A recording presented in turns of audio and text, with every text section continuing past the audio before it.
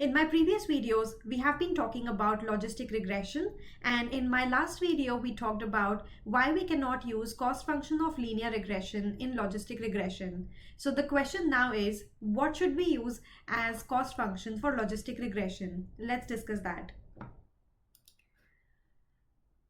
Cost function of logistic regression is called as log loss function, and it is given by minus y log h theta x of I minus 1 minus y log 1 minus h theta x of I.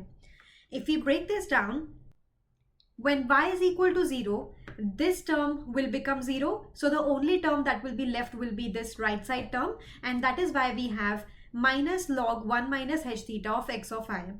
Similarly, if y is equal to 1, 1 minus 1 would be 0. This whole term will be 0. Y is equal to 1, and the only term that will be left will be minus log h theta x of I. So that is why I have written here, when y is equal to 0, cost h theta x comma y, that is the cost function for logistic regression, is minus log 1 minus h theta of x. And when y is equal to 1, then the equation for cost function would be minus log h theta of x.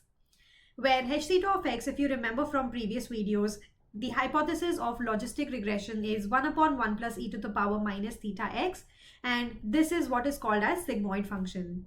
If we try to plot these h theta of x versus cost function, then the curves would be something like this. When y is equal to 0, the curve will be like this yellow line, and when y is equal to 1, then the curve would be like this green line.